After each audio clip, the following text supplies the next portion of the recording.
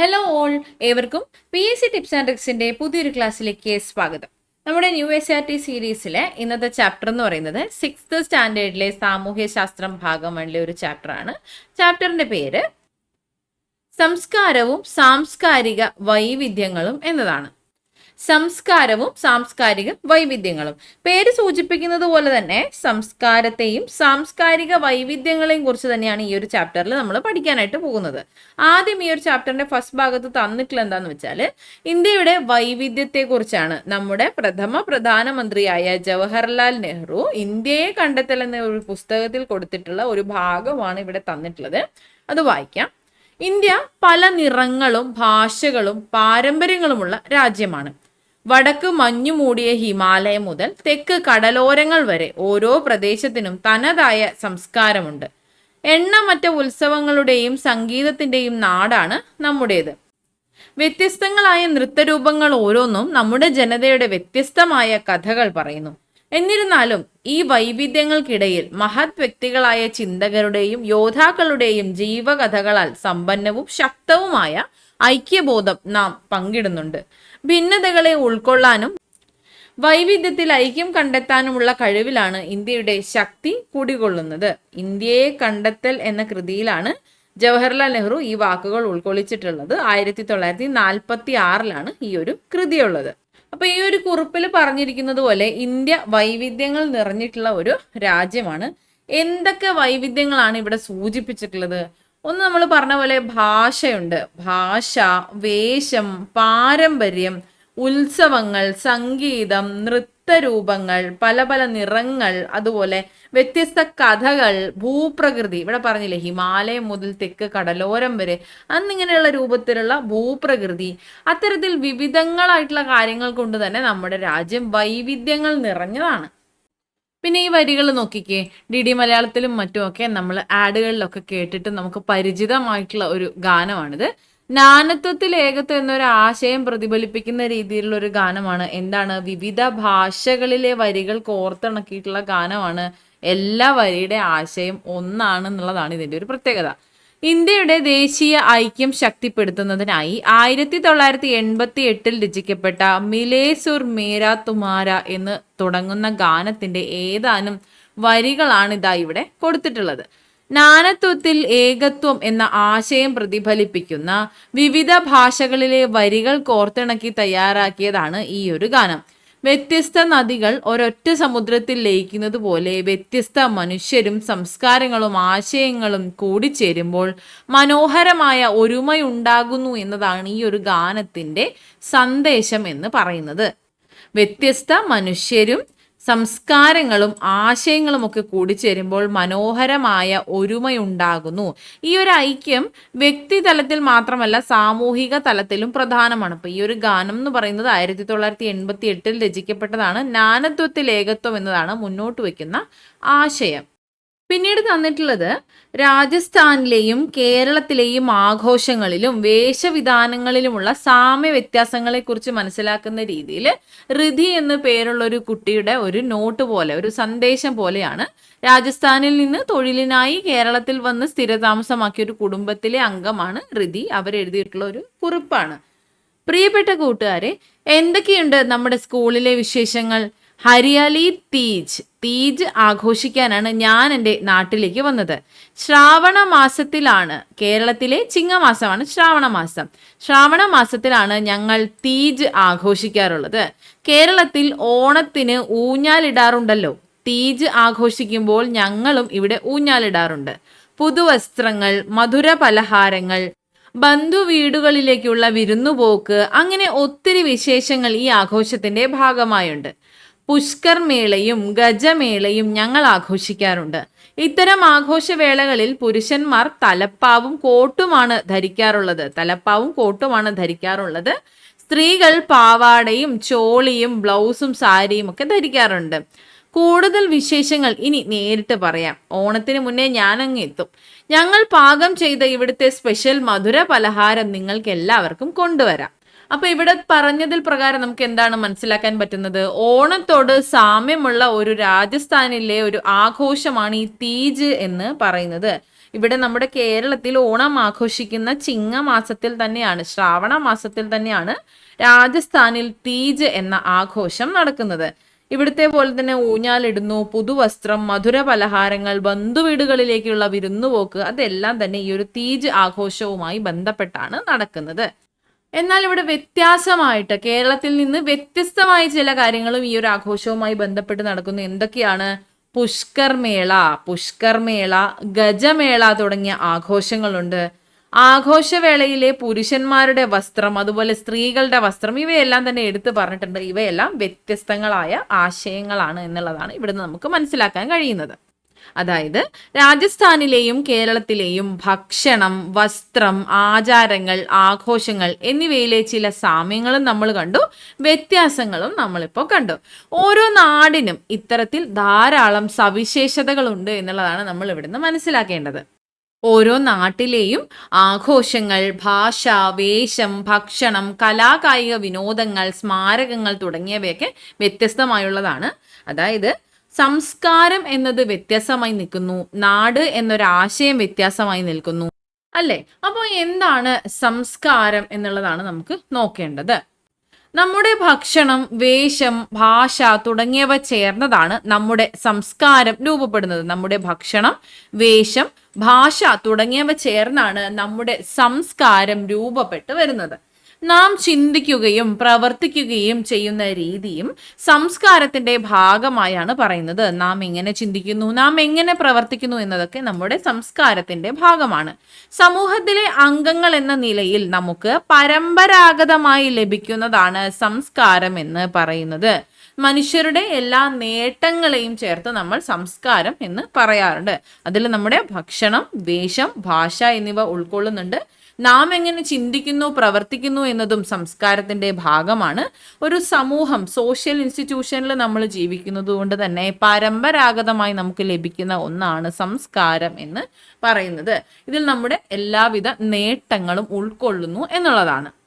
അപ്പോൾ സംസ്കാരത്തെക്കുറിച്ച് ഇദ്ദേഹം E.B. Taylor നിർവചിച്ചിരിക്കുന്നത് എങ്ങനെയാണെന്ന് നോക്കാം. E.B. ടൈലർ 1871 പ്രസിദ്ധീകരിച്ച പ്രിമിറ്റീവ് കൾച്ചർ എന്ന പുസ്തകത്തിലെ ആദ്യ വരികളിൽ സംസ്കാരത്തെ ഇങ്ങനെ നിർവചിച്ചിരിക്കുന്നു: സമൂഹത്തിലെ ഒരു അംഗം എന്ന നിലയിൽ മനുഷ്യർ ആർജിച്ച വിജ്ഞാനം, വിശ്വാസം, കല, സദാചാരങ്ങൾ, നിയമം, സമ്പ്രദായങ്ങൾ, മറ്റ് കഴിവുകൾ, ശീലങ്ങൾ എന്നിവയുടെ സങ്കീർണമായ ആകെ തുകയെയാണ് സംസ്കാരം എന്ന് പറയുന്നത്. E.B. ടൈലർ എങ്ങനെയാണ് നിർവചിക്കുന്നത്? സമൂഹത്തിലെ ഒരു അംഗം എന്ന നിലയിൽ മനുഷ്യർ ആർജിച്ച വിജ്ഞാനം, വിശ്വാസം, കല, സദാചാരങ്ങൾ, നിയമം, സമ്പ്രദായങ്ങൾ, മറ്റു കഴിവുകൾ, നമ്മുടെ ശീലങ്ങൾ എന്നിവയുടെയൊക്കെ സങ്കീർണമായിട്ടുള്ള ഒരു ആകെ തുകയെയാണ് സംസ്കാരം എന്ന് E.B. ടൈലർ നിർവചിച്ചിട്ടുള്ളത് അദ്ദേഹത്തിന്റെ പ്രിമിറ്റീവ് കൾച്ചർ എന്ന പുസ്തകത്തിൽ 1871. അപ്പോൾ സംസ്കാരമാണ് മനുഷ്യരെ മറ്റ് ജീവജാലങ്ങളിൽ നിന്നും വ്യത്യസ്തനായി നിർത്തുന്നത്. ഓരോ വ്യക്തിയും ഓരോ സാംസ്കാരിക പശ്ചാത്തലത്തിലാണ് ജനിക്കുന്നത്. സാമൂഹിക പ്രക്രിയയിലൂടെയാണ്, അതായത് സോഷ്യലൈസേഷനിലൂടെയാണ് ഓരോ വ്യക്തിക്കും സ്വന്തം സംസ്കാരം എന്നത് ആർജിച്ചെടുക്കാനായിട്ട് കഴിയുന്നത്. നമ്മൾ പറഞ്ഞല്ലോ, എല്ലാ നേട്ടങ്ങളും സംസ്കാരത്തിൽ ഉൾക്കൊള്ളുന്നു. അതുപോലെ തന്നെ പരമ്പരാഗതമായിട്ടാണ് നമുക്ക് സംസ്കാരം ലഭിക്കുന്നത്. എങ്ങനെ? നാം ഓരോരുത്തരും സമൂഹത്തിലെ അംഗങ്ങളാണ് എന്ന നിലയ്ക്ക് സാമൂഹീകരണ പ്രക്രിയയിലൂടെ, സോഷ്യലൈസേഷനിലൂടെയാണ് ഓരോ വ്യക്തിയും സ്വന്തം സംസ്കാരം ആർജിക്കുന്നത്. അപ്പോൾ എന്താണ് സാമൂഹീകരണം? സോഷ്യലൈസേഷൻ എന്നാൽ എന്താണ്? നമ്മൾ ജീവിക്കുന്ന സമൂഹത്തിൽ നാം എങ്ങനെ പെരുമാറണമെന്നും ഇടപെടണമെന്നും പഠിച്ചെടുക്കുന്ന പ്രക്രിയയാണ് നമ്മൾ സോഷ്യലൈസേഷൻ അഥവാ സാമൂഹീകരണം എന്നതുകൊണ്ട് ഉദ്ദേശിക്കുന്നത്. നാം ജീവിക്കുന്ന സമൂഹത്തിൽ നാം എങ്ങനെയൊക്കെ പെരുമാറണം, എങ്ങനെയൊക്കെ ഇടപഴകണം എന്നൊക്കെ നമ്മൾ ഇതിലൂടെയാണ് പഠിക്കുന്നത്. ഇത് ജനനം ആരംഭിച്ച് ജീവിതകാലം മുഴുവൻ തുടരുന്ന ഒരു പ്രക്രിയയാണ്. സാമൂഹീകരണം എന്നത് ജനനം ആരംഭിക്കുന്ന കാലം മുതൽ ജീവിതകാലം മുഴുവൻ തുടരുന്ന പ്രക്രിയയായിട്ടാണ് പറയപ്പെടുന്നത്. കുടുംബം, വിദ്യാഭ്യാസം, കൂട്ടുകാർ, മാധ്യമങ്ങൾ തുടങ്ങിയവയെല്ലാം സാമൂഹീകരണ പ്രക്രിയയെ സഹായിക്കുന്ന ഘടകങ്ങളാണ്. നമ്മുടെ സമൂഹത്തിൽ എങ്ങനെയാണ് പെരുമാറേണ്ടത്, ഇടപെടേണ്ടത്, ജീവിക്കേണ്ടത് എന്ന രീതിയൊക്കെ നമ്മളെ ഘടനാപരമായി കൊണ്ടുപോകുന്നത് ഈ ഒരു സാമൂഹീകരണ പ്രക്രിയയാണ്. അതിന്റെ ഘടകങ്ങളാണ് കുടുംബം, വിദ്യാഭ്യാസം, നമ്മുടെ കൂട്ടുകാർ, മാധ്യമങ്ങൾ തുടങ്ങിയവയൊക്കെ. ഓക്കെ, അപ്പൊ ഇതാണ് സാമൂഹീകരണം എന്ന് പറയുന്നത്. കല, സംഗീതം, സാഹിത്യം, തത്വചിന്ത, മതം, ശാസ്ത്രം എന്നിവയെല്ലാം സംസ്കാരത്തിന്റെ വിവിധ ഘടകങ്ങളാണ്. കല, സംഗീതം, സാഹിത്യം, തത്വചിന്ത, മതം, ശാസ്ത്രം ഇവയെല്ലാം തന്നെ സംസ്കാര രൂപീകരണത്തിനൊരു മുതൽക്കൂട്ടായിട്ടുള്ള ഘടകങ്ങളാണ്. ഈ ഓരോ ഘടകങ്ങളും മനുഷ്യനിർമ്മിതമായിട്ടുള്ളത് കൊണ്ടാണ് സംസ്കാരം മനുഷ്യനിർമ്മിതമാണ് എന്ന് കരുതിപ്പോരുന്നത്. ഈ ഓരോ ഘടകങ്ങളും, സംസ്കാരം എന്ന് നമ്മൾ നിർവചിക്കുന്നതിനായിട്ടുള്ള ഓരോ ഘടകങ്ങളും മനുഷ്യനിർമ്മിതമാണ്. അതിനാൽ സംസ്കാരം മനുഷ്യനിർമ്മിതമാണ്. സംസ്കാരത്തിൽ ഭൗതികവും ഭൗതികേതരവുമായിട്ടുള്ള ഘടകങ്ങളുണ്ട്. സംസ്കാരത്തെ ഭൗതികമായും ഭൗതികേതരമായിട്ടും കണക്കാക്കി വരുന്നുണ്ട്. ഭൗതികം എന്ന് ഉദ്ദേശിക്കുന്നത് പ്രത്യക്ഷത്തിൽ കാണാൻ സാധിക്കുന്നതും രൂപമുള്ളതുമായിട്ടുള്ളവയാണ്. അതായത് ഭക്ഷണം, വസ്ത്രം, വീട്ടുപകരണങ്ങൾ തുടങ്ങിയവയൊക്കെ മെറ്റീരിയൽ കൾച്ചറിന്റെ ഘടകങ്ങളാണ്, ഭൗതിക സംസ്കാരത്തിന്റെ ഘടകങ്ങളാണ്. ഇവയെ പ്രത്യക്ഷത്തിൽ നമുക്ക് കാണാൻ സാധിക്കും. ഇവയ്ക്ക് പ്രത്യേകമായ രൂപമുണ്ടാകും. ഭക്ഷണം, വസ്ത്രം, വീട്ടുപകരണങ്ങൾ പോലെയുള്ളവ. ഇനി ഭൗതികേതര സംസ്കാരം, നോൺ മെറ്റീരിയൽ കൾച്ചറിലേക്ക് വരുമ്പോൾ പ്രകടമായി കാണാനാകാത്തതോ രൂപമില്ലാത്തതോ ആയ വിശ്വാസങ്ങൾ, ചിന്തകൾ, ആശയങ്ങൾ ഇവയൊക്കെയാണ് ഭൗതികേതര സംസ്കാരത്തിന്റെ ഘടകങ്ങൾ. നോൺ മെറ്റീരിയൽ കൾച്ചറിന്റെ ഭാഗമാണ് വിശ്വാസങ്ങൾ, ചിന്തകൾ, ആശയങ്ങൾ പോലെയുള്ളവ. ഇവയ്ക്ക് എന്താണ്, ഒരു രൂപം ഉണ്ടായിരിക്കില്ല. അതുപോലെ ഇവയെ പ്രകടമായി നമുക്ക് ഭൗതിക വസ്തുക്കളെ പോലെ കാണാൻ സാധിക്കില്ല. ഇതാണ് ഭൗതികേതര സംസ്കാരത്തിന്റെ ഘടകങ്ങളായിട്ട് പറയുന്നത്. അപ്പൊ ഇവയാണ് ഭൗതിക സംസ്കാരവും അതുപോലെ ഭൗതികേതര സംസ്കാരവും. ക്ലിയർ ആണല്ലോ? ഇനി ഇവിടെ നോക്കിക്കേ, കുറച്ച് ഉദാഹരണങ്ങൾ തന്നിട്ടുണ്ട്. ഇവയിൽ ഭൗതിക സംസ്കാരം ഏത്, ഭൗതികേതര സംസ്കാരം ഏത് എന്ന് അടയാളപ്പെടുത്താനാണ് പറഞ്ഞിട്ടുള്ളത്. ഈസി ആയിട്ട് നമുക്ക് പറയാവുന്നതാണ്. ഭൗതിക സംസ്കാരത്തിൽ ഏതൊക്കെ വരുന്നുണ്ട്? ഷർട്ട്, പുസ്തകം, പാത്രങ്ങൾ, വീട്, ബാഗ്, വാച്ച്, ഫോൺ, മൺവെട്ടി ഇവയെല്ലാം ഭൗതിക സംസ്കാരത്തിലാണ് ഉൾപ്പെടുന്നത്. കാരണം എന്താ? ഇവയെ നമുക്ക് കാണാൻ സാധിക്കും. ഇവയ്ക്ക് പ്രത്യേക തരത്തിലുള്ള രൂപമുണ്ട്. എന്നാൽ ഇതില്ലാത്ത, രൂപമില്ലാത്തതും കാണാൻ സാധിക്കാത്തതുമായിട്ടുള്ള എന്താണ് മലയാളം എന്നത്? മലയാളം ഭൗതികേതര സംസ്കാരത്തിന് ഉദാഹരണമാണ്. മതവിശ്വാസങ്ങൾ, സ്നേഹം, ബഹുമാനം, ജ്ഞാനം, നിലപാട്, സന്തോഷം, അഭിമാനം ഇവയെല്ലാം ഭൗതികേതര സംസ്കാരത്തിന്റെ ഉദാഹരണങ്ങളായി നമുക്ക് പറയാം. ക്ലിയർ ആണല്ലോ ഇത്? ഓക്കെ, അപ്പോൾ നമ്മൾ മനസ്സിലാക്കിയ കാര്യങ്ങളെ കുറിച്ച് ഇവിടെ ഒന്നും കൂടെ പദസൂര്യൻ പോലെയൊക്കെ തന്നിട്ടുണ്ട്. സംസ്കാരങ്ങൾ സംസ്കാരം എന്നാൽ, ഒരാളുടെ സംസ്കാരം എന്നാൽ എന്തെല്ലാം ചേരുന്നതാണ്? അയാളുടെ ഭാഷ, പാരമ്പര്യം, കല, ആചാരം, പെരുമാറ്റം, പ്രതീകം, ഭക്ഷണം, വേഷം, വിശ്വാസം, ആഘോഷം ഇവയെല്ലാം ചേർന്നതാണ് സംസ്കാര രൂപീകരണം എന്ന് പറയുന്നത്, സംസ്കാരം എന്ന് പറയുന്നത്. ഓക്കെ, ലോകത്താകമാനം വൈവിധ്യമാർന്ന സമൂഹങ്ങളും സംസ്കാരങ്ങളും ഇന്ന് നിലനിൽക്കുന്നുണ്ട്. നമ്മുടെ രാജ്യമായ ഇന്ത്യയുടെ സംസ്കാരവും വൈവിധ്യങ്ങളാൽ സമ്പന്നമാണ്. നമ്മൾ നേരത്തെ കണ്ടു, നാനത്വത്തിൽ ഏകത്വമാണ് ഇന്ത്യയുടെ സവിശേഷത എന്ന് പറയുന്നത്.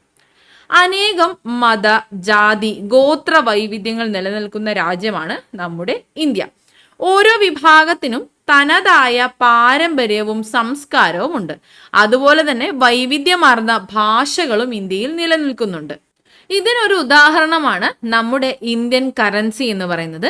ഇന്ത്യൻ കറൻസിയിൽ എത്ര ഭാഷകളുണ്ട്? 17 ഭാഷകളാണ് ഉള്ളത്. ഏതൊക്കെയാണത്?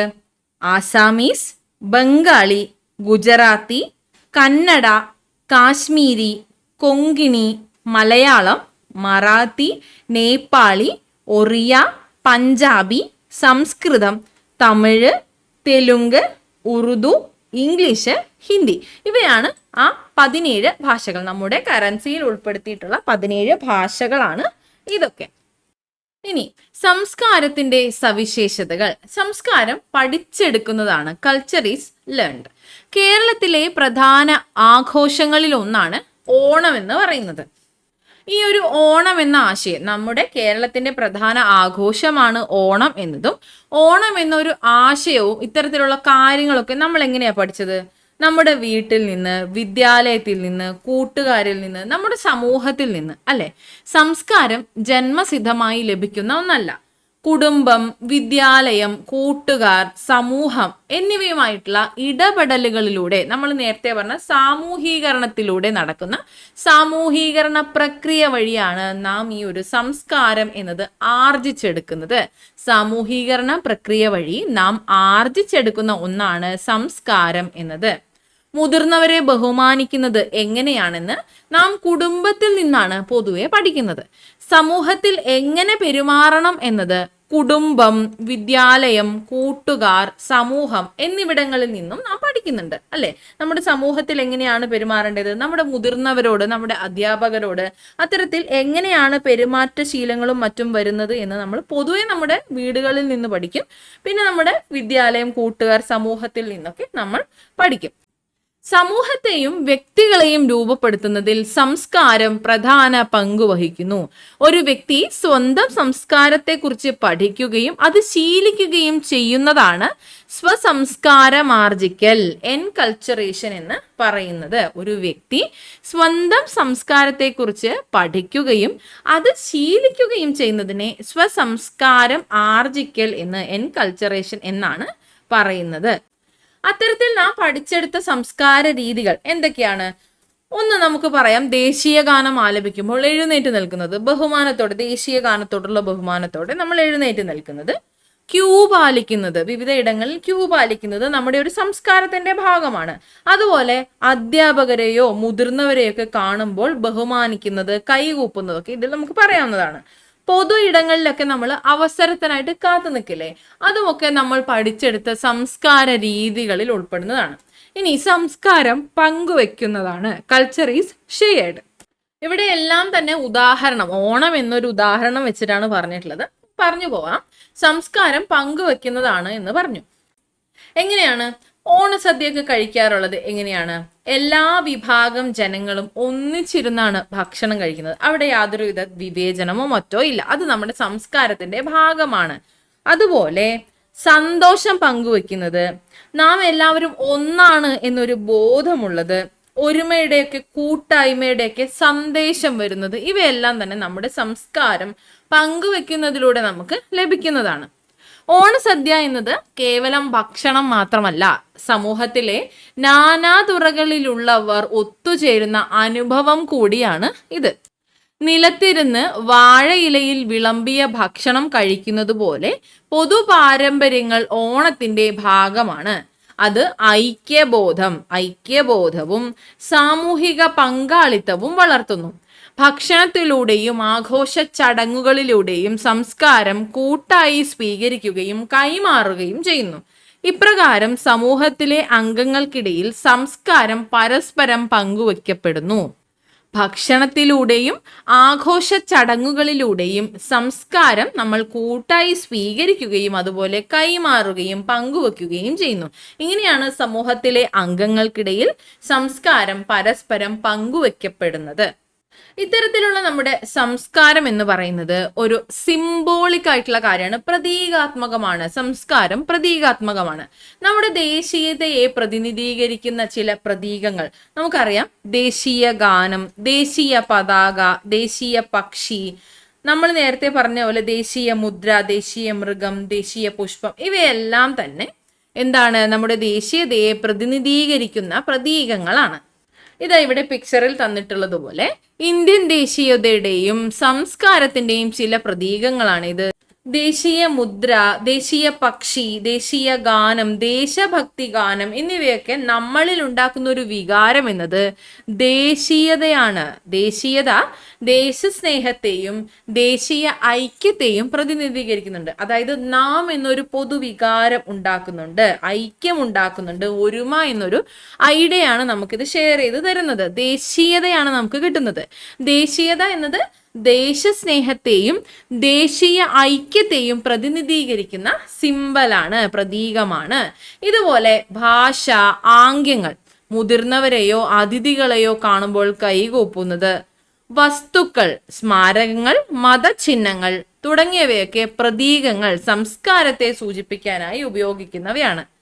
ഈ പ്രതീകങ്ങൾ സംസ്കാരത്തെയും മൂല്യത്തെയും പരിപോഷിപ്പിക്കാനായിട്ടാണ് നമ്മെ സഹായിക്കുന്നത്. സ്മാരകങ്ങളും മതചിഹ്നങ്ങളും അതുപോലെയുള്ള നമ്മുടെ ആംഗ്യങ്ങൾ, ഭാഷ ഇവയെല്ലാം തന്നെ നമ്മുടെ സംസ്കാരത്തെയും നമ്മുടെ മൂല്യങ്ങളെയും ഒക്കെ പരിപോഷിപ്പിക്കുന്നതിനായിട്ട് നമ്മെ സഹായിക്കുകയാണ് ചെയ്യുന്നത്. നമ്മളിൽ ദേശീയത, ദേശസ്നേഹം, ദേശീയ ഐക്യം എന്നിവയൊക്കെ ഉണ്ടാകുന്നതിനായിട്ട് നമ്മെ സഹായിക്കുന്നു. അതിലൂടെ സംസ്കാരത്തെ പ്രതീകങ്ങളിലൂടെയും ചിഹ്നങ്ങളിലൂടെയൊക്കെ നമ്മളിൽ നിലനിർത്തിക്കൊണ്ടു പോവുകയുമാണ് ചെയ്യുന്നത്. ഇനി സംസ്കാരം ചലനാത്മകമാണ്. Culture is dynamic. വിവാഹ വാർഷിക ആഘോഷത്തിൽ പങ്കെടുക്കാനെത്തിയ കൊച്ചുമക്കളോടും കൂട്ടുകാരോടും മുത്തശ്ശി വിവാഹ ആഘോഷത്തിൽ വന്ന മാറ്റത്തെക്കുറിച്ച് പറയുന്ന ഒരു കുറിപ്പാണ് ഇത്. എൻ്റെ ചെറുപ്പകാലത്ത് വിവാഹങ്ങൾ വളരെ ലളിതമായിരുന്നു. ഞങ്ങളുടെ വിവാഹം നടന്നത് വീട്ടുമുറ്റത്തൊരുക്കിയ പന്തലിൽ വെച്ചായിരുന്നു. അടുത്ത ബന്ധുക്കളെയും കുടുംബക്കാരെയും മാത്രമേ ക്ഷണിച്ചിരുന്നുള്ളൂ. എൻ്റെ ബന്ധുക്കൾ ചേർന്നാണ് ഭക്ഷണം പാകം ചെയ്തത്. വിവാഹ ചടങ്ങുകൾക്കും ആചാരങ്ങൾക്കുമായിരുന്നു അന്നത്തെ കാലത്ത് ശ്രദ്ധ കൂടുതലുണ്ടായിരുന്നത്. എന്നാൽ എൻ്റെ കൊച്ചുമക്കളുടെ വിവാഹം ഒരു ഉത്സവം തന്നെയായിരുന്നു. മനോഹരമായി അലങ്കരിച്ച അതിവിശാലമായ ഓഡിറ്റോറിയം, വേദികളിൽ നിറയെ ഫോട്ടോഗ്രാഫർമാരും വീഡിയോഗ്രാഫർമാരും. ഞങ്ങളുടെ കാലത്ത് വിവാഹത്തിന് ഒരൊറ്റ ദിവസത്തെ ചടങ്ങ് മാത്രമേ ഉണ്ടായിരുന്നുള്ളൂ. എന്നാൽ ഇന്ന് മഞ്ഞൾ കല്യാണം, മൈലാഞ്ചി ഇടീൽ തുടങ്ങിയ വിവാഹത്തിന് മുൻപ് തന്നെ എന്തെല്ലാം പുതിയ ആഘോഷങ്ങളാണ്. വിവാഹത്തിന്റെ നടത്തിപ്പിനു തന്നെ എന്തെല്ലാം മാറ്റങ്ങൾ. ഈവന്റ് മാനേജ്മെന്റ് സംഘമായിരുന്നു എല്ലാ കാര്യങ്ങൾക്കും നേതൃത്വം കൊടുത്തിരുന്നത്. പാചകത്തിനും ഭക്ഷണം വിളമ്പാനും പ്രത്യേക സംഘം തന്നെ ഉണ്ടായിരുന്നു. എനിക്ക് കേട്ടുകേൾവി പോലുമില്ലാത്ത വിഭവങ്ങൾ സദ്യയിലുണ്ടായിരുന്നു. ലളിതമായ ചടങ്ങിൽ നിന്നും വിവാഹ രീതികൾ എത്രമാത്രം മാറിയിരിക്കുന്നു. അപ്പൊ ഈ ഒരു കുറിപ്പ് കണ്ടില്ലേ? ഈ ഒരു കുറിപ്പിൽ നിന്ന് നമുക്ക് എന്താണ് മനസ്സിലാക്കാൻ പറ്റുന്നത്? വിവാഹ രീതിയിൽ നമ്മുടെ ആധുനിക രീതിയിലേക്കൊക്കെ വന്നപ്പോഴത്തേക്കും പഴയ കാലത്ത് നിന്ന് ധാരാളം മാറ്റങ്ങൾ ഉണ്ടായി എന്ന് മനസ്സിലായി. വിവാഹ ആഘോഷത്തിലെ എന്തൊക്കെ മാറ്റങ്ങളാണ് പറഞ്ഞിട്ടുള്ളത്? വിവാഹ രീതിയിൽ വന്നിട്ടുള്ള ആധുനിക പ്രവണതകളെ സൂചിപ്പിക്കുന്ന ചിത്രങ്ങൾ ഇവിടെ തന്നിട്ടുണ്ട്. ഇത് വെച്ചും മുത്തശ്ശി പറഞ്ഞത് വെച്ചും വിവാഹ ചടങ്ങുകളിൽ വന്ന മാറ്റങ്ങൾ എന്തൊക്കെയാണ്? വിവാഹ സൽക്കാരത്തിൽ മാറ്റങ്ങൾ വന്നു, ഭക്ഷണ രീതിയിൽ മാറ്റം വന്നു, പാചകത്തിലെ പങ്കാളിത്തം. ഇവിടെ മുത്തശ്ശി പറഞ്ഞതുപോലെ ബന്ധുക്കൾ ചേർന്നാണ് അന്നത്തെ കാലത്തൊക്കെ ഭക്ഷണം ഉണ്ടാക്കിയത്. ഭക്ഷണ രീതിയിൽ മാറ്റം വന്നു, ആചാരങ്ങളിലൊക്കെ മാറ്റം വന്നു. അതുപോലെ വിവാഹ വേദികൾ ഓഡിറ്റോറിയങ്ങളായി മാറി, നടത്തിപ്പ് രീതി, അത്തരത്തിൽ ഒരുപാട് മാറ്റങ്ങൾ വന്നു. ബന്ധുക്കൾ, സുഹൃത്തുക്കൾ, നാട്ടുകാർ എന്നിങ്ങനെ എല്ലാവരും പങ്കെടുക്കുന്ന വിവാഹം ഒരു സാമൂഹിക കൂടിച്ചേരലാണ്. ആധുനിക സാങ്കേതിക വിദ്യയുടെ വികാസത്തോടെ വിവാഹം പോലുള്ള ചടങ്ങുകൾക്ക് വലിയ മാറ്റങ്ങൾ വന്നുകൊണ്ടേയിരിക്കുന്നു. വിവാഹവുമായി ബന്ധപ്പെട്ട് നടത്തുന്ന ആർഭാടങ്ങളുടെ ഭാഗമായി ധാരാളം പുതിയ തൊഴിൽ മേഖലകൾ വികസിച്ചു വരികയും ഒട്ടേറെ പേർക്ക് തൊഴിൽ ലഭ്യമാവുകയും ചെയ്യുന്നുണ്ട്. വിവാഹവുമായി ബന്ധപ്പെട്ട് നടത്തുന്ന ആർഭാടങ്ങളുടെ ഭാഗമായി ധാരാളം പേർക്ക് തൊഴിൽ മേഖലകൾ വികസിച്ചു വരികയും അവർക്ക് ഒട്ടേറെ പേർക്ക് തൊഴിൽ ലഭ്യമാവുകയും ചെയ്യുന്നുണ്ട്. പഴയ കാലത്തേതുപോലെയല്ല, ഇപ്പോഴത്തെ ആഘോഷങ്ങളുമായി ബന്ധപ്പെട്ട് ധാരാളം തൊഴിൽ സാധ്യതകളുമുണ്ട്. അതുപോലെ തന്നെ അതിലൂടെ ആർഭാടകരമായ വിവാഹത്തിലൂടെ ഒട്ടനവധി പേർക്ക് ജോലി സാധ്യത, തൊഴിൽ സാധ്യതയും ലഭ്യമായി വരുന്നുണ്ട്. വിവാഹം പോലുള്ള ചടങ്ങുകൾ ആർഭാടമായി നടത്തുന്നതിന് പകരം വളരെ ലളിതമായി നടത്തുമ്പോൾ ഇത്തരത്തിലുള്ള തൊഴിൽ എന്ന ഒരു ആശയം തന്നെ അവിടെ ഇല്ലാതെയാവുകയല്ലേ ചെയ്യുന്നത്. പക്ഷെ അവിടെ അപ്പോൾ സാമൂഹീകരണത്തിന്റെ ഭാഗമായി നടക്കേണ്ടതായ ആശയങ്ങൾ നടക്കുന്നുണ്ടോ? അപ്പൊ അതൊക്കെയാണ് ഇവിടെ ചോദിച്ചിട്ടുള്ളത് കേട്ടോ. ലളിതമായ ചടങ്ങുകളിൽ നിന്നും അതിസങ്കീർണവും ചെലവേറിയതുമായ ആഘോഷങ്ങളിലേക്ക് വിവാഹങ്ങൾ മാറിയിരിക്കുന്നു. എന്നിരുന്നാലും വിവാഹത്തിന്റെ ആചാരങ്ങൾ മാറ്റത്തോടു കൂടിയാണ് നാം പിന്തുടരുന്നത്. ഇങ്ങനെ സംസ്കാരം ഒരേ സമയം പാരമ്പര്യത്തെയും ആധുനികതയെയും ഉൾക്കൊണ്ടുകൊണ്ട് മാറ്റങ്ങൾക്ക് വിധേയമാകുന്നു. ഇവിടെ നമുക്ക് എന്താണ് പറയാൻ പറ്റുന്നതെന്ന് വെച്ചാൽ, ആർഭാട വിവാഹങ്ങൾ വിവിധ തൊഴിൽ മേഖലകളുടെ സാധ്യതകൾ നൽകുന്നുണ്ടെങ്കിലും സമൂഹത്തിലെ എല്ലാ തട്ടിലുള്ളവർക്കും വിവാഹ ചടങ്ങുകൾ ഒരുപോലെ നടത്താൻ പറ്റുന്നില്ല എന്നുള്ളതൊരു പ്രശ്നമായി മുന്നോട്ട് വരുന്നുണ്ട്. അതുപോലെ ആഘോഷത്തിലെ ആഡംബരം സാമ്പത്തിക പിന്നോക്കാവസ്ഥയിലുള്ളവർക്ക് കടക്കണിയിലേക്കൊക്കെ തള്ളിയിടുന്ന ഒരു സാഹചര്യം ഉണ്ടാവുന്നുണ്ട്. അപ്പോൾ ആർഭാട വിവാഹങ്ങൾ വിവിധ തൊഴിൽ മേഖലകൾക്ക് സാധ്യത നൽകുന്നുണ്ടെങ്കിൽ കൂടി ആഡംബര വിവാഹങ്ങൾ ഇത്തരത്തിലുള്ള നെഗറ്റീവ് ഷെയ്ഡും കൂടി മുന്നോട്ട് വെക്കുന്നുണ്ട്. പിന്നെ ഓരോരുത്തരുടെയും താല്പര്യത്തിനനുസരിച്ച് പോകുന്ന കാര്യങ്ങളായതുകൊണ്ട് ഇത് സാമൂഹീകരണത്തിന്റെ ഭാഗത്തിൽ വരുന്നതായതുകൊണ്ടാണ് നമുക്കിവിടെ ഈ ഒരു ചോദ്യം ഉന്നയിക്കേണ്ടി വരുന്നത്. ഇത് ശരിയാണോ തെറ്റാണോ എന്നുള്ളതൊക്കെ ഓരോരുത്തരുടെയും ഇച്ഛയ്ക്കനുസരിച്ച് വിടുന്നു. അടുത്തത്, സംസ്കാരം സാമ്പ്രദായികമാണ്. Culture is customary. ഇവിടെ തെയ്യം എന്ന ഒരു അനുഷ്ഠാന കലയും അതിന്റെ വിശദാംശവും തന്നിട്ടുണ്ട്. തെയ്യം എന്ന അനുഷ്ഠാന കല പരമ്പരാഗതമായി പൂർവികരിൽ നിന്നും നമ്മുടെ ഇന്നത്തെ പുതുതലമുറയിലേക്കും കൈമാറ്റം ചെയ്തു വന്നിട്ടുണ്ട്. എന്താണ് തെയ്യം? വടക്കൻ കേരളത്തിലെ ഒരു അനുഷ്ഠാന കലാരൂപമാണ് തെയ്യം എന്ന് പറയുന്നത്. വൈവിധ്യപൂർണമായ ചടങ്ങുകളാണ് തെയ്യത്തിനുള്ളത്.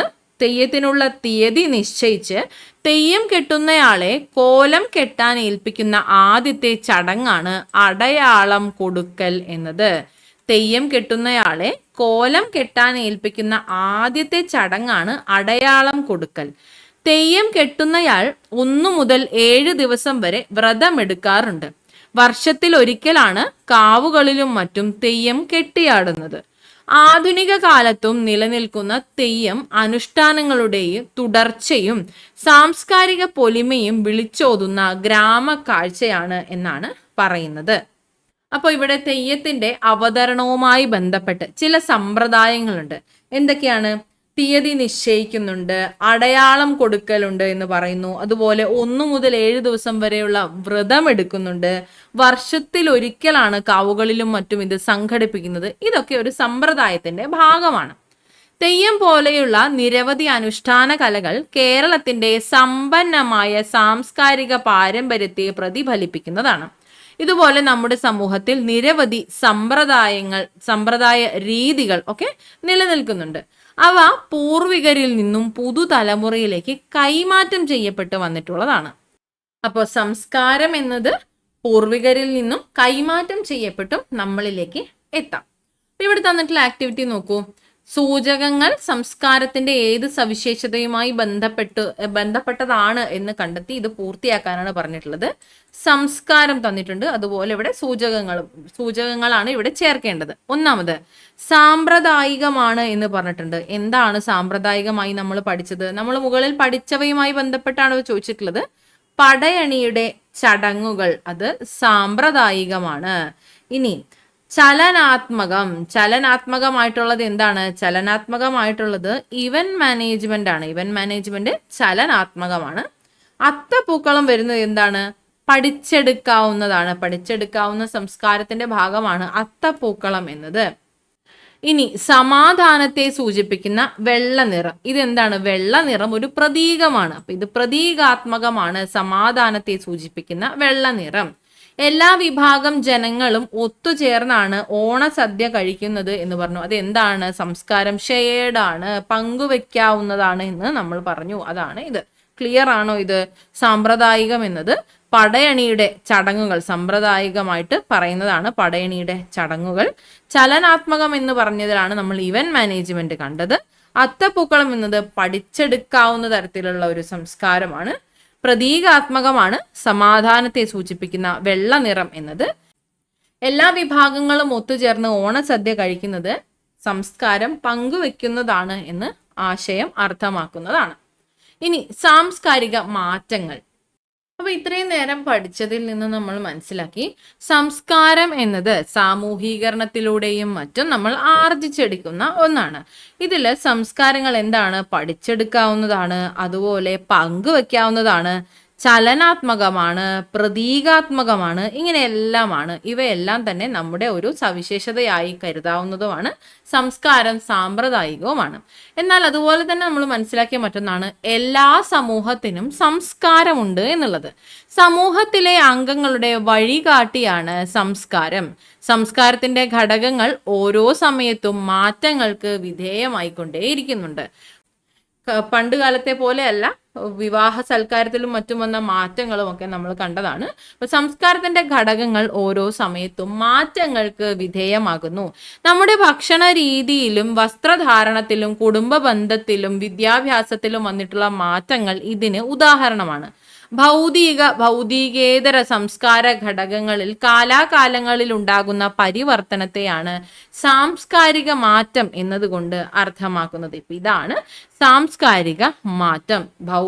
ഭൗതികേതര സംസ്കാരങ്ങൾ അതെന്താണെന്നുള്ളത് നമ്മൾ നേരത്തെ പഠിച്ചു. അപ്പൊ ഭൗതികേതര സംസ്കാര ഘടകങ്ങളിൽ കാലാകാലങ്ങളിൽ ഉണ്ടാകുന്ന പരിവർത്തനത്തെയാണ് സാംസ്കാരിക മാറ്റം എന്നതുകൊണ്ട് നാം അർത്ഥമാക്കുന്നത്. അപ്പൊ എങ്ങനെയാണ് ഈ ഒരു സാംസ്കാരിക മാറ്റം എന്നത് സംഭവിക്കുന്നത്? മറ്റ് സംസ്കാരങ്ങളുമായി സമ്പർക്കത്തിലാകുമ്പോഴാണ് സാംസ്കാരിക മാറ്റം മുഖ്യമായും സംഭവിക്കുന്നത്. ഈ മാറ്റം പ്രധാനമായും സംഭവിക്കുന്നത് 3 രീതിയിലൂടെയാണ്. ഒന്ന് സാംസ്കാരിക വ്യാപനം, രണ്ടാമത്തേത് അന്യ സംസ്കാരം ആർജിക്കൽ എന്നുള്ളതാണ്, മൂന്നാമത്തേത് സാംസ്കാരിക സ്വാംശീകരണം എന്നതാണ്. അപ്പൊ ഓരോന്നും നമുക്കൊന്ന് നോക്കാം. സാംസ്കാരിക വ്യാപനം അല്ലെങ്കിൽ കൾച്ചറൽ ഡിഫ്യൂഷൻ ആണ് ഒന്നാമത് വരുന്നത്. ഇവിടെ തന്നിട്ടുള്ളതുപോലെ ഇതൊരു ഭക്ഷണ വിഭവങ്ങൾ മനസ്സിലാക്കി തരുന്ന തരത്തിലുള്ള ഒരു മെനു ആണ്. ഇതില് നമ്മുടെ പഴയ കാലത്തെ തനത് ഭക്ഷണ രീതി മാത്രമല്ല, ഇന്നത്തെ കാലത്തെ ആധുനിക രീതിയിലുള്ള ഭക്ഷണവും ഉൾപ്പെടുത്തിയിട്ടുണ്ട് എന്നുള്ളത് നമുക്ക് മനസ്സിലായി. ഇതെങ്ങനെയാണ് സംഭവിച്ചത്? ഇത് ആ ഒരു സംസ്കാരത്തിന്റെ വ്യാപനം സംഭവിച്ചതിലൂടെയാണ്. കേരളത്തിന്റെ ഭക്ഷണ വിഭവങ്ങൾക്കൊപ്പം അന്യദേശങ്ങളിൽ നിന്നുള്ള വിഭവങ്ങൾ കൂടി നമ്മുടെ ഭക്ഷണ രീതിയിൽ ഇന്ന് കലർന്നതായിട്ട് നമുക്ക് കാണാനായി സാധിക്കും. ഒരു സംസ്കാരത്തിന്റെ തനതു സവിശേഷതകൾ മറ്റൊരു സംസ്കാരത്തിലേക്ക് കലരുന്നതിനെയാണ് നമ്മൾ സാംസ്കാരിക വ്യാപനം എന്നതുകൊണ്ട് അർത്ഥമാക്കുന്നത്. ഒരു സംസ്കാരത്തിന്റെ തനത് സവിശേഷതകൾ മറ്റൊരു സംസ്കാരത്തിലേക്ക് കലരുന്നതിനെ നമ്മൾ സാംസ്കാരിക വ്യാപനം എന്ന് പറയുന്നു. വ്യത്യസ്ത സംസ്കാരങ്ങൾ തമ്മിൽ ഇടപഴകുമ്പോഴാണ് ഇങ്ങനെ സംഭവിക്കുന്നത്.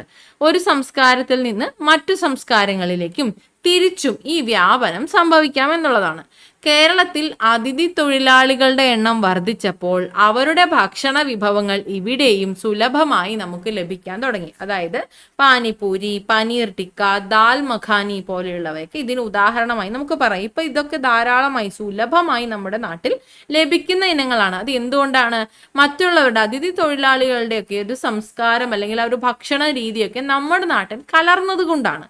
അതുപോലെ വസ്ത്രം, ഭാഷ, ആഘോഷം തുടങ്ങിയവയിലും ഈ മാറ്റം പ്രകടമായി നമുക്ക് കാണാനായി സാധിക്കും.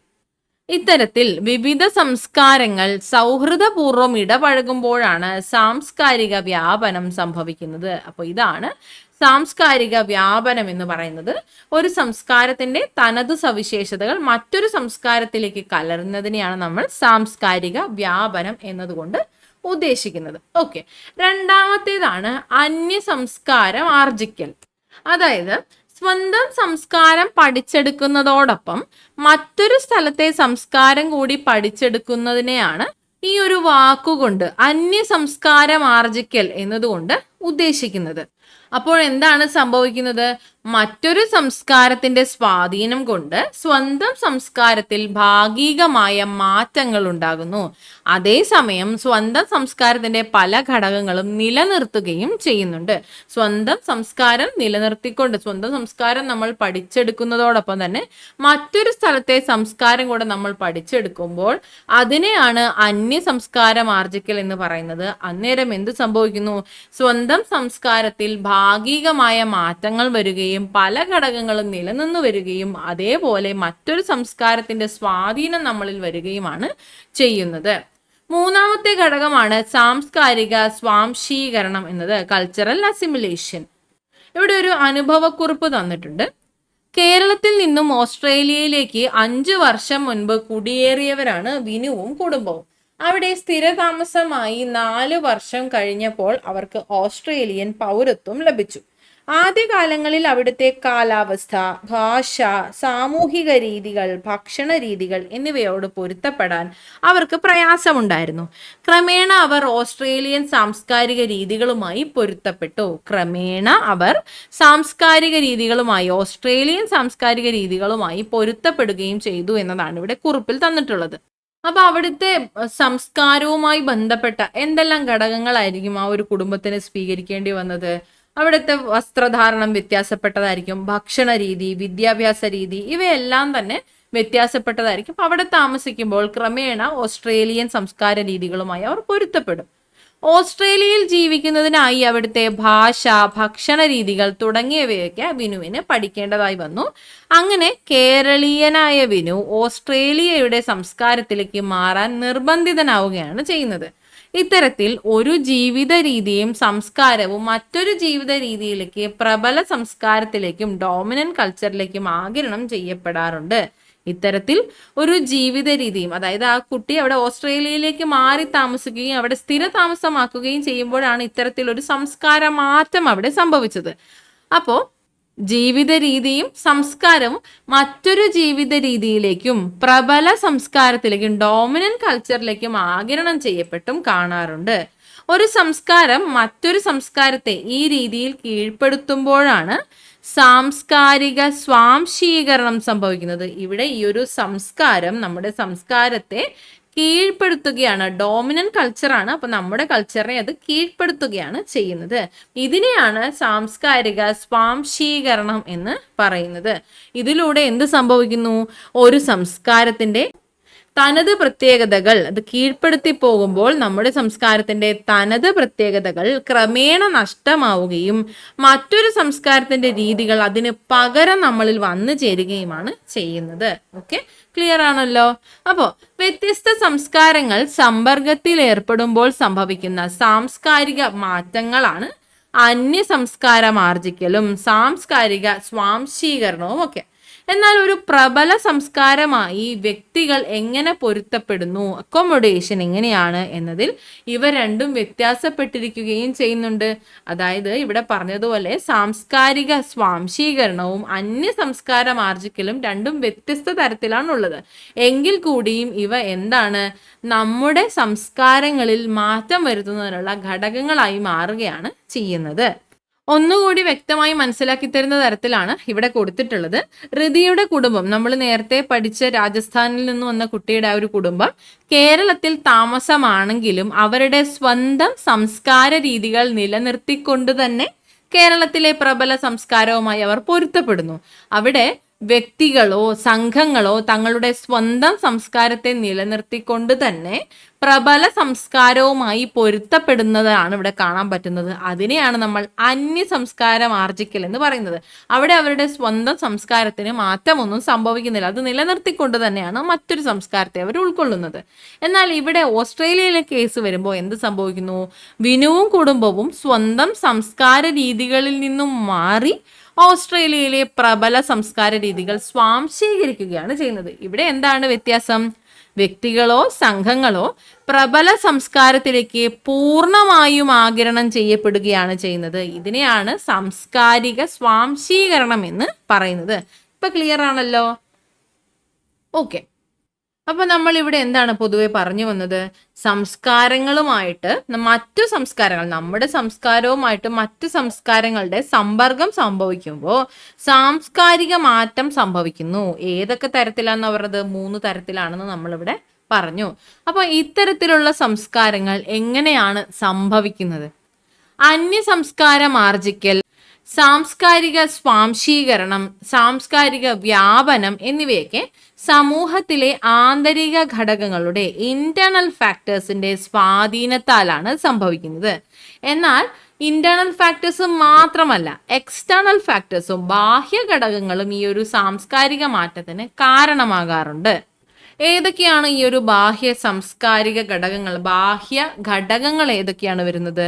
സാംസ്കാരിക നവീകരണം, കൾച്ചറൽ ഇന്നോവേഷൻസ്, പാരിസ്ഥിതിക വ്യതിയാനം, എൻവയോൺമെന്റൽ ചേഞ്ചസ് തുടങ്ങിയവയൊക്കെ ഇത്തരത്തിലുള്ള സാംസ്കാരിക മാറ്റങ്ങൾക്ക് കാരണമാകുന്ന ബാഹ്യ ഘടകങ്ങളാണ്. എന്താണ്? സാംസ്കാരിക നവീകരണം കൊണ്ടും പാരിസ്ഥിതിക വ്യതിയാനം കൊണ്ടുമൊക്കെ എന്താണ് ഇത്തരത്തിലുള്ള സാംസ്കാരിക മാറ്റങ്ങൾ സംഭവിക്കുന്നുണ്ട് എന്നാണ് പറയുന്നത്. ഇത്തരത്തിൽ ബാഹ്യ ഘടകങ്ങൾ സാംസ്കാരിക മാറ്റത്തിന് എങ്ങനെയൊക്കെയാണ് കാരണമാകുന്നത് എന്നാണ് ഇനി ഇവിടെ നമ്മൾ സംസാരിക്കാൻ പോകുന്നത്. അപ്പോൾ സംസ്കാരത്തിന് മാറ്റം സംഭവിക്കുന്നു എന്ന് പറഞ്ഞു. അതിന് പ്രധാനമായിട്ടുള്ള കാരണങ്ങൾ ആന്തരിക ഘടകങ്ങളാണെന്ന് പറഞ്ഞു. കൂടാതെ ബാഹ്യ ഘടകങ്ങളുമുണ്ട്. അവ ഏതൊക്കെയാണെന്ന് പറഞ്ഞു. എങ്ങനെയാണ് ബാഹ്യ ഘടകങ്ങൾ സംസ്കാര മാറ്റങ്ങൾക്ക് കാരണമാകുന്നത് എന്നാണ് ഇനി പറയുന്നത്. നോക്കാം. ഈ ഒരു ചിത്രം നിരീക്ഷിക്കുകയാണെങ്കിൽ നമുക്കിവിടെ വിറകടുപ്പ് കാണാം, ഗ്യാസ് അടുപ്പായിട്ട് മാറി. മണ്ണെണ്ണ അടുപ്പ്, തിരിയടുപ്പ് എന്നുള്ളത് ഇൻഡക്ഷൻ അടുപ്പായിട്ടും, മണ്ണെണ്ണ അടുപ്പ് പ്രഷർ കൊണ്ടുള്ളത് ഓവനായിട്ടും മാറി. അപ്പൊ ഇത്തരത്തിലുള്ള അടുപ്പുകളിൽ തന്നെയുള്ള മാറ്റങ്ങൾ സംഭവിച്ചു, നമ്മുടെ അടുപ്പുകളിൽ മാറ്റം സംഭവിച്ചു. ഇതൊക്കെ ഭക്ഷണ രീതിയെയും സ്വാധീനിക്കുന്ന കാര്യങ്ങളല്ലേ? അപ്പൊ ഇവിടെ എന്താണ് സംഭവിച്ചത്? സാങ്കേതിക വിദ്യയുടെ വികാസത്തോടെ അടുപ്പുകളുടെ നിർമ്മാണ രീതിയിൽ മാറ്റമുണ്ടായി. ഇവയിൽ ഉപയോഗിക്കുന്ന ഇന്ധനങ്ങളിൽ മാറ്റമുണ്ടായി. ഇത് സ്വാഭാവികമായും നമ്മുടെ ഭക്ഷണ സംസ്കാരത്തെ സ്വാധീനിച്ചു. ഇതിലൂടെ എന്ത് സംഭവിച്ചു? പുതിയ തരം വിഭവങ്ങൾ ഭക്ഷണത്തിൽ ഉൾപ്പെട്ടു തുടങ്ങുകയും ചെയ്തു, അല്ലേ? ഓക്കെ, അതാണ് ഇവിടെ പറയുന്നത്. പാചകത്തിനായിട്ട് ഉപയോഗിക്കുന്ന വിവിധ ഇനം അടുപ്പുകളാണ് നമ്മൾ കണ്ടത്. സാങ്കേതിക വിദ്യയുടെ വികാസത്തോടെ അടുപ്പുകളുടെ നിർമ്മാണത്തിലും പാചക രീതിയിലും മാറ്റമുണ്ടായി. ഇത് നമ്മുടെ ഭക്ഷണ സംസ്കാരത്തെ ഗണ്യമായി സ്വാധീനിച്ചു. സാങ്കേതിക വിദ്യയിൽ ഉണ്ടാകുന്ന വികാസങ്ങൾ സാംസ്കാരിക നവീകരണങ്ങൾക്ക് ഇടയാക്കുന്നുണ്ട്. ഇന്ന് ഭക്ഷണം വാങ്ങുന്നതിനായി ഓൺലൈൻ സംവിധാനങ്ങൾ പോലെയുള്ള കാലത്താണ് നമ്മൾ ജീവിക്കുന്നത്. അപ്പോൾ അത്തരത്തിൽ സാങ്കേതിക വിദ്യയിൽ ഉണ്ടാകുന്ന വികാസങ്ങൾ ഓരോന്നും തന്നെ നമ്മുടെ സാംസ്കാരിക നവീകരണങ്ങൾക്കാണ് വഴിയൊരുക്കുന്നത് എന്നുള്ളതാണ് ഇവിടെ പറഞ്ഞിട്ടുള്ളത്. അടുത്തത് പാരിസ്ഥിതിക വ്യതിയാനങ്ങളും സാംസ്കാരിക മാറ്റങ്ങളുമാണ്. ഇവിടെ തന്നിട്ടുള്ള പരിസ്ഥിതിയിൽ ഉണ്ടാകുന്ന മാറ്റങ്ങൾ മനുഷ്യ ജീവിതത്തിലും പ്രതിഫലിക്കുന്ന തരത്തിലുള്ള പിക്ചേഴ്സ് ആണ് ഇവിടെ തന്നിട്ടുള്ളത്. ഈ ചിത്രങ്ങൾ നിരീക്ഷിക്കുമ്പോൾ നമുക്ക് മനസ്സിലാവും.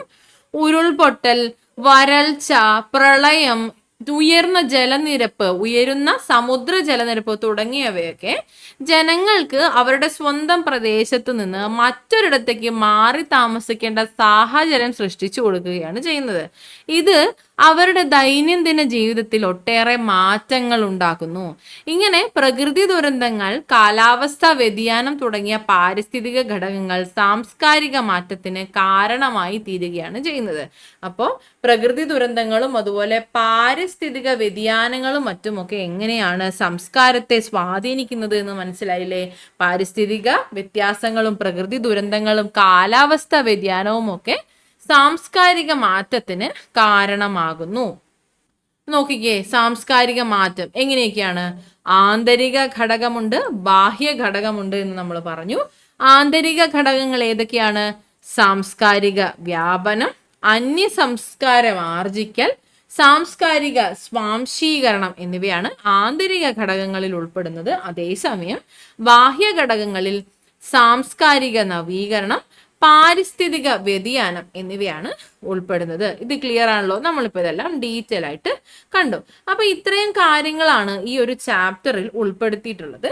ഒരു കൺക്ലൂഷൻ എന്നോണം ഇവിടെ തന്നിരിക്കുന്നത് നോക്കാം. മനുഷ്യ ജീവിതത്തിന്റെ ചലനാത്മകവും അവിഭാജ്യവുമായിട്ടുള്ള ഘടകമാണ് സംസ്കാരം എന്നത്.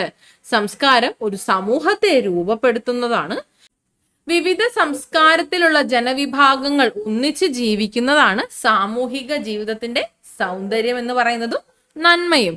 അതിനാൽ വ്യത്യസ്ത സംസ്കാരങ്ങളോട് ബഹുമാനവും സഹിഷ്ണുതയും ഉണ്ടാകേണ്ടതും സാംസ്കാരിക ഐക്യം പ്രോത്സാഹിപ്പിക്കേണ്ടതുമാണ് എന്ന് പറയുന്നു. ഓക്കെ, അപ്പൊ എന്താണ് സംസ്കാരം എന്നും സംസ്കാരത്തിന്റെ മഹത്വം എങ്ങനെയാണ് എന്നും എപ്രകാരം ഇവ രൂപപ്പെട്ടു വരുന്നു എന്നും എപ്രകാരം ഇവ നിലനിൽക്കുന്നു എന്നും നമ്മൾ പഠിച്ചു കഴിഞ്ഞു. അപ്പോൾ വളരെ എളുപ്പമായിട്ടുള്ള ഒരു ചാപ്റ്ററാണ്. നിങ്ങൾക്ക് വലിയ ബുദ്ധിമുട്ടൊന്നും ഇല്ലാതെ മനസ്സിലാക്കി എടുക്കാൻ പറ്റും. കൂടുതൽ ചിന്തിച്ചെടുക്കേണ്ട കാര്യമാണ്. നമ്മളെ ജീവിതവുമായി ബന്ധപ്പെട്ട് കണക്ട് ചെയ്ത് ചിന്തിച്ചാൽ ഉത്തരം കിട്ടാവുന്ന ചോദ്യങ്ങളാണ് ഇതിൽ നിന്ന് വരുള്ളൂ.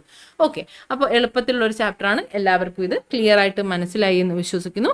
ഇത്തരത്തിലുള്ള ചെറിയ ചെറിയ ചാപ്റ്റർ വരുന്ന ദിവസങ്ങളിൽ വലിയ വലിയ ചാപ്റ്ററുകൾ റിവൈസ് ചെയ്യാനായിട്ട് സമയം കൂടുതൽ കണ്ടെത്തണം. ഓക്കെ, അപ്പോൾ ക്ലിയർ ആണല്ലോ എല്ലാവർക്കും? Thank you so much.